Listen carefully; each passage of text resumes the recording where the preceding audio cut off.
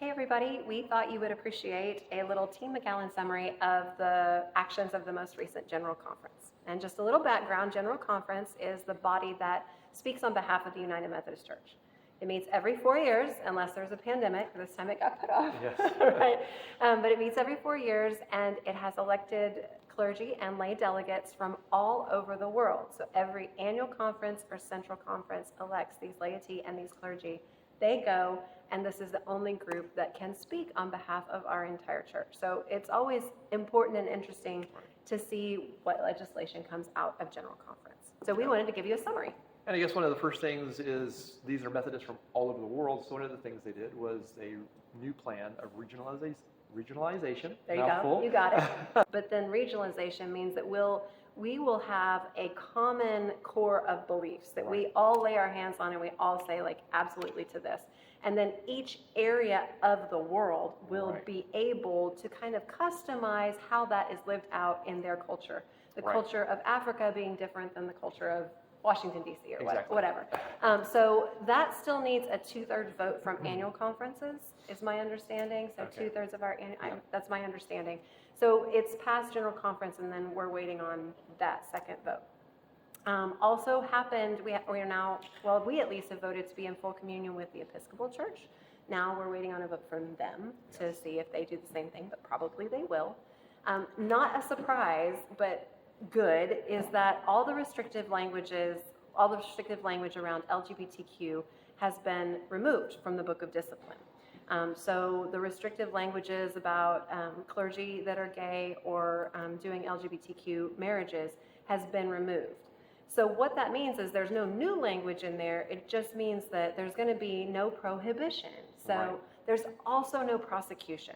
So this is exactly what we thought was coming, is that every church gets to live out the faith for themselves and be who they are. There's no demand, and there's also no punishment. Exactly. So it's a good day.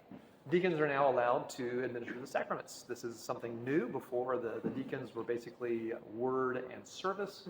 And as a result of this General Conference, deacons, we're elders. There's also a type of ordination called the deacon's ordination, and those deacons are now allowed and encouraged to be a part of giving the sacraments. Which is great. Baptism and communion, absolutely. They can lead those. We also, not that you care, but we have a new retirement plan. This plan, we used to have a pension system. Pastor John and I were both under the pension system. We're not going to lose that, but it will cut off next year.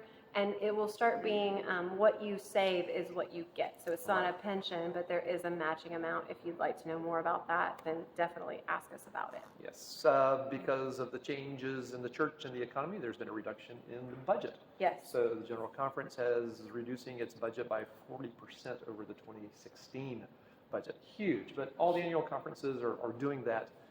To right-size budgets. And ours is too. I don't know the percentage, but ours is also reducing. The total with disaffiliation looks like it's about a quarter of churches, United Methodist churches, have disaffiliated, and that door is now closed. Yes. Like there are paragraphs where you can leave the church. They've always been there, but that disaffiliation window is now closed. They definitely, it was closed, they just made it official. And so it's a little bit of right sizing in our budget and also our number of bishops. So instead of having 39 bishops in the United States, we are going to go to 32. And then there'll be some redistribution. I understand that one of those, like 2 Texas conferences and something else might come, or maybe 3 going to combine. Come together, yeah. We'll keep you posted. Yes. And I think other than that, the really amazing part was that for the first time in my ministry that I can remember, everyone is saying what a good spirit there was at General Conference. Like it was joy and love and celebration. And that sounds sad because you think, anytime all these church folks get together, it would be joy and love and celebration. Right. But that hasn't been the tone for the past couple of decades. Right. And so to finally have a General Conference where there is just celebration and love and joy.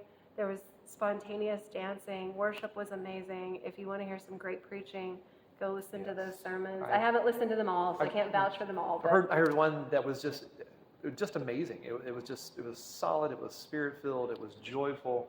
It was exactly represented who we strive to be as United Methodists. Yeah. So absolutely. I think the spirit is that this is a new and very hopeful day in the United Methodist Church. And as always, God has very good things ahead of us. Absolutely. And we already knew that here Yes. in McAllen, but it's good to see the global church figuring that out too. Yes, Yeah. absolutely.